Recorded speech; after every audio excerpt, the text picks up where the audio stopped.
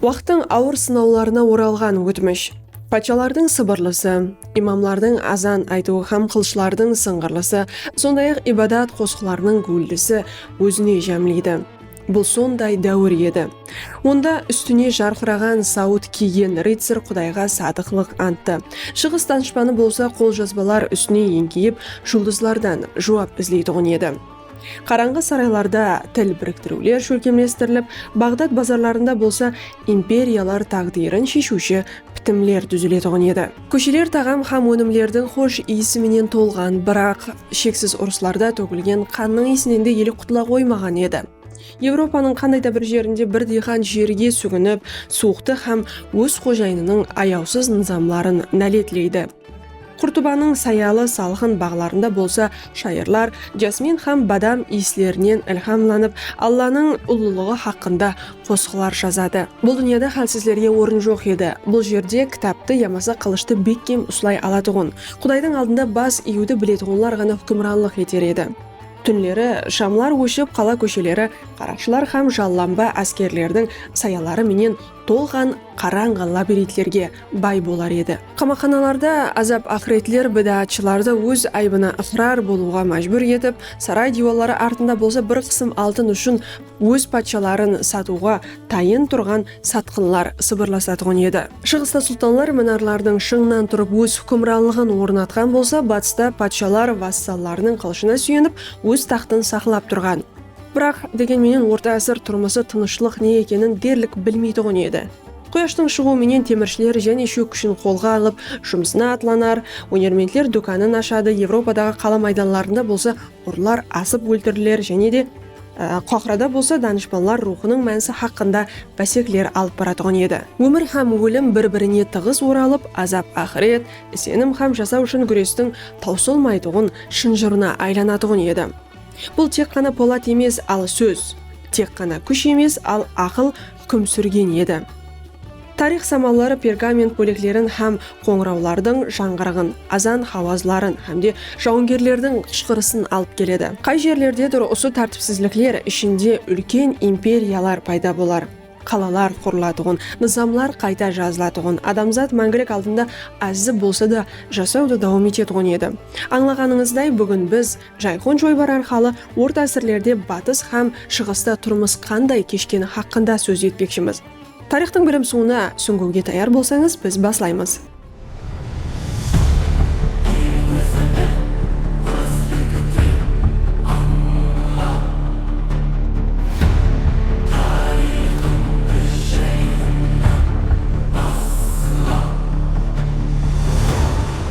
Ілімде орта әсірлер 5-ші әсір ақырынан 15-ші әсір ақырыны шекемгі дәуір сыпатында тән алынады. Бұл дәуір 476 жылда Батыс Рим империясының құлауыменен басланған. Орта әсірлердің жумағы сыпатында 1492 жыл Христофор Колумб тарапынан Америка ашылған сәне, ямасы 1453 жыл Константинополь құлағаны һәм Византия империясы тамам болған жыл есапланады. Батыс Европа тарихында бұл дәуір ерте орта әсірлер, яғни 5-11 әсірлер, жоғары орта әсірлер, 11-13 әсірлер һәм соңғы орта әсірлер, яғни 14-15 әсірлерге бөлінеді. Бұл дәуірде ілім-пән діннің күшлі тәсір астында болып, білімлер текарынан монастырлар һәм араб алымларының минетлері арқалы тарқалған. Батыс Европада философия һәм теологияны бірлестірген схоластика ұсылы үстін еді. Ислам дүниясында ілім-пән және де жедел рауажланып, медицина, математика һәм астрономия рауажлануға ерісті. Византияда антик мирасты қастерлеп сақлап, инженерлік өнерін рауажландыруға өз үлесін қосты. Осы дәуірде алхимияға тиесілі дәслепкі ірі шығармалар жазылды. Медицина білімдер системасы сыпатында қалыплесе баслады. 12-13 әсірлерде Европада дәслепкі университетлер шөлкемлестірілді. Бұл болса білімлендірудің өлкөнүн раважланууна түрткү болду. Орта асырдын акырында дүйнө хакындагы түшүнүклөрдү өзгерткен географиялык ашылуулар амелге асырыла башлады. Айне осы дәуірде табиатты аңлау процесси жүз берди һәм панге тәжрибелілік қатнасы калписи башлады. Орта асырлар келешектеги ашылуулар үчүн тикар жаратты. Дегенменен оны акылый тургунлук дәуірі деп эсаплау адеттегидей болса да. Орта асырлар Европа кылыч һәм крес ортасында хакимиятты бөлүштүрүлгөн дәуір. Адамлар тагдирди сөзсүз деп биле турган еді. Диханлар туулгандан өмір бойы жер сүреді. Рыцарлар кылычпенен жасап уруста өледі. Короллар болса урустан көрө саткынлыктан көбүрөөк коркатуунун биле турган еді. Жамиет түзүлүшү катаң, низам аяусыз, күндөлүктүү турмуш болса тураклуу нерселерден коркунучка толуу болгон. Урустан, ачлыктан, Кудайдан коркуу hukm сүрді. Егер бұл қорқыныш бір нәрсе өткен болса, ол тұрақлылық алдындағы темір шыдамлылық еді. Күнделікті тұрмыс заманауи қолайлылық түсінігінен ұзақ болған. Диханлардың жасайтылған орынлары түтін һәм ылайға толы.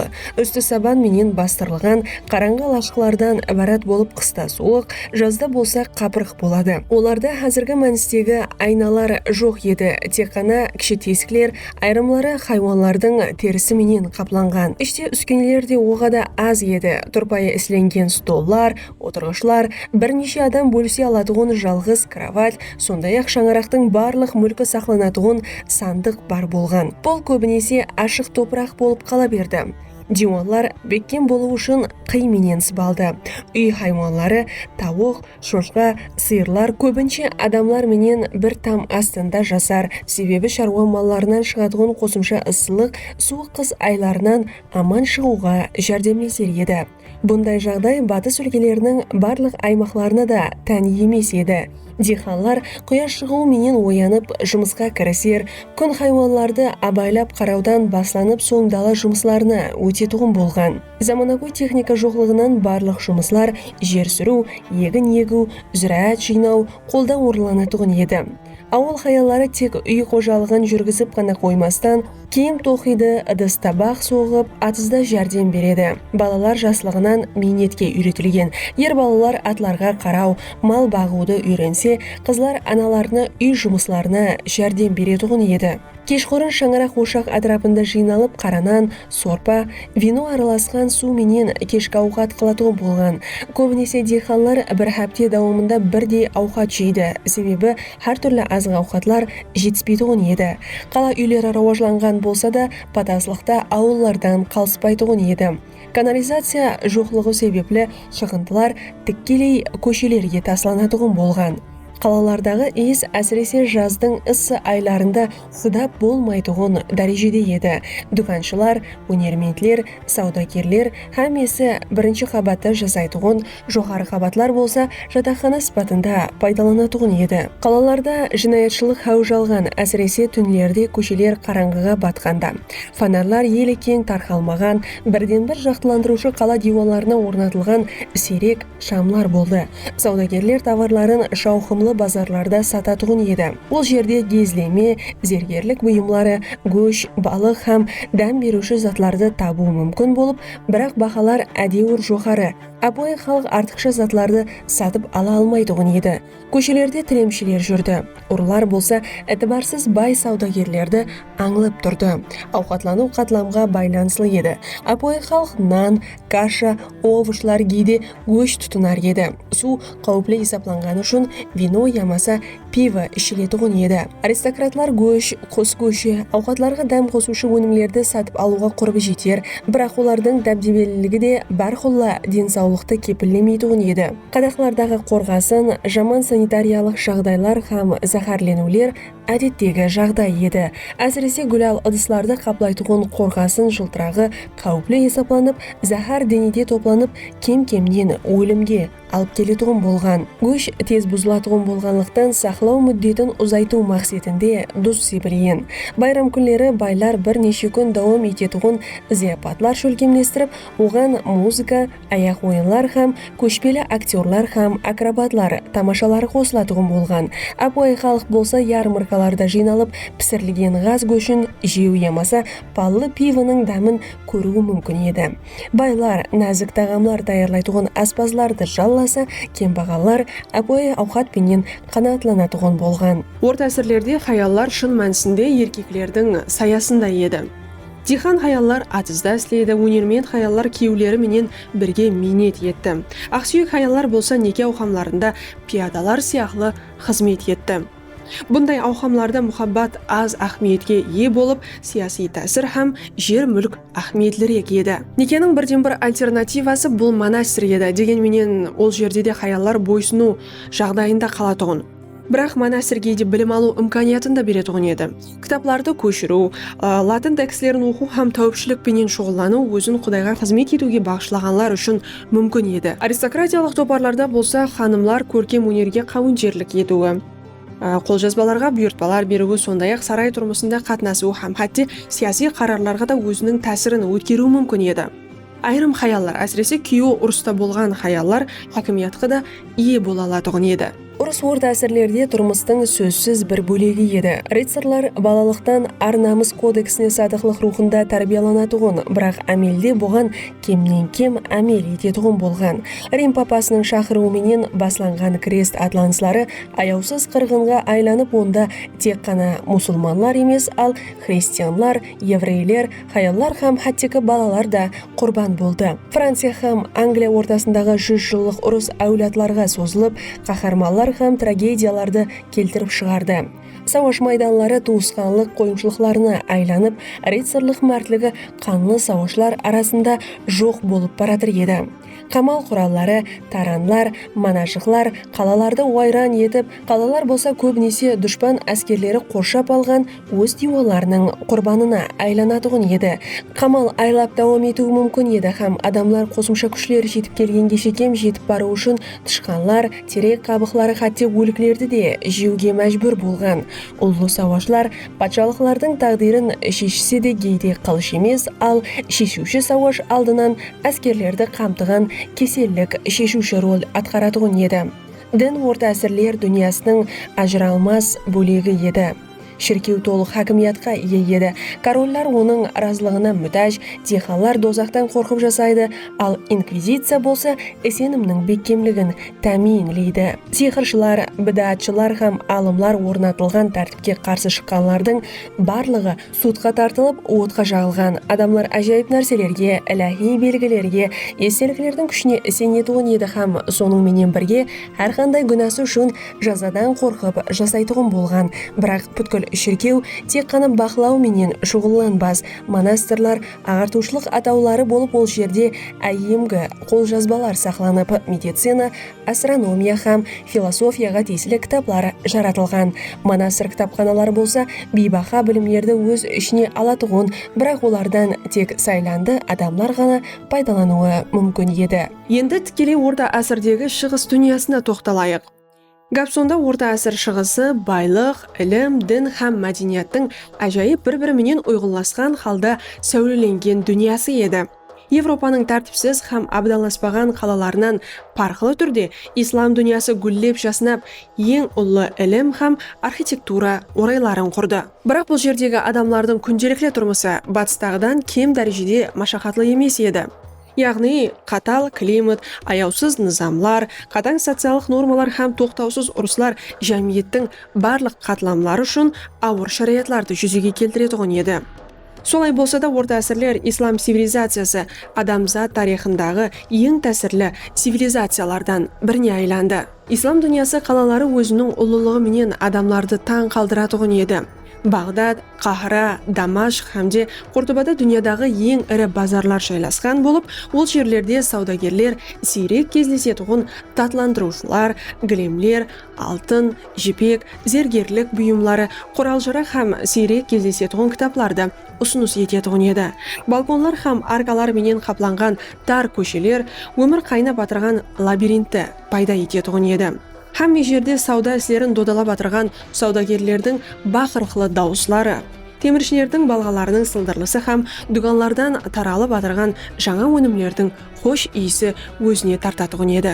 Шығыста адамлардың турмуш тарзы олардың социалдык дәрежесіне байланыслы еді. Апуай өнерменділер лай һәм кербіштен құралған ашық ішкі хәулі һәм аухат даярлайтыгын һәм дем алатыгын кіші үйлерде жасайтыгын еді. Аристократлардың үйлері болса керісінше нағыслы мозаикалар, фонтанлар һәм сая салқын бағларға ие болған саулатлы сарайлардан ібарат еді. Шығыс құрылысшыларына су үлкен ахметке ие болып, һәрбір бай адамның үйінде жаз айларының ыссы күндерінде һауаны салқынластыруға жәрдем беретұғын фонтанлар бар болған. Шығыста ауқатлану Европанікінен өзгеше еді. Ол күріш, хурма, анжир, бадам, қой көші, ешкі сүті һәм көп мудардағы приправалар есабынан байырақ һәм пайдалырақ еді. Суда бақалы байлық есапланып, оның пайдаланылуы қатаң нормалар тикарында тәртіпке салынатыгын еді.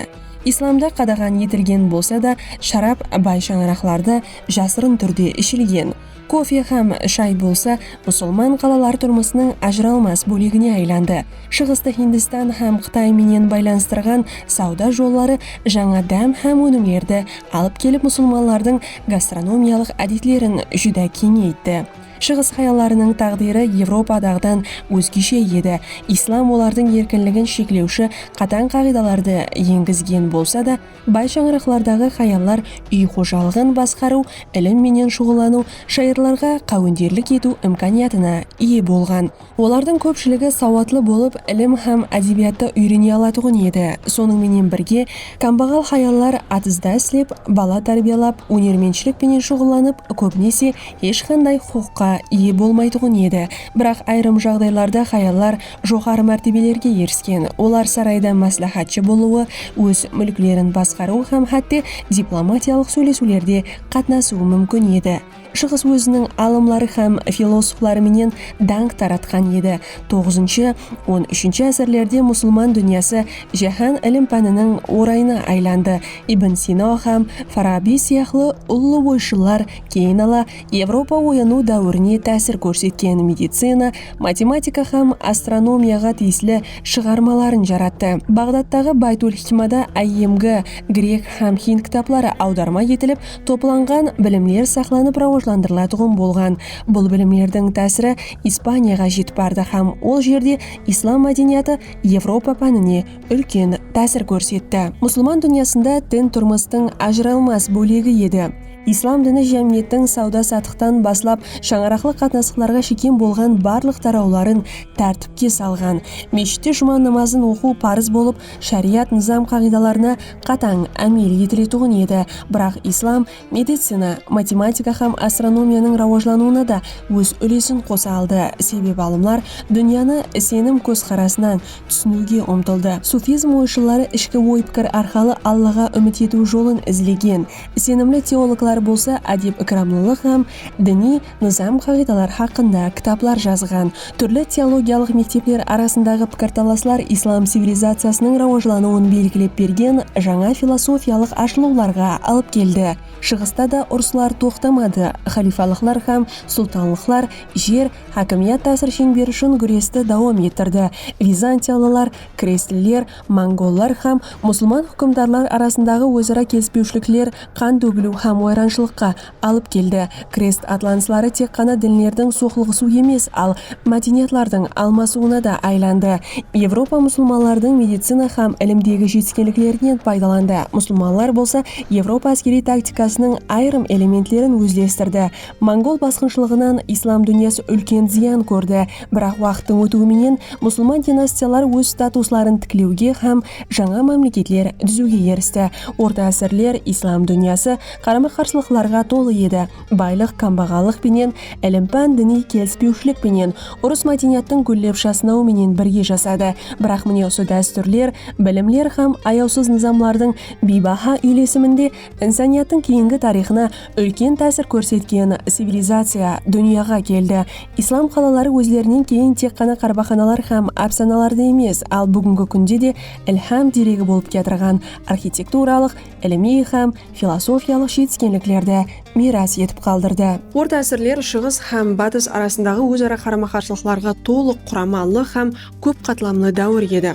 Бұл рыцарлар һәм теологлар, аяусыз низамлар һәм діни фанатизм, сондай-ақ ұлы ilmiy ашылулар һәм архитектуралық дүрданалар дәуірі болды. Батыс Европада хакимият монархлардың феодаллар һәм шіркеулер менен ауқамласлығына текарланар. Ал шығыста болса, яғни ислам дүниясында хүкімдарлар құрамалы хамилдарлық системасы һәм бай сауда тармақларына сүйенетұғын еді.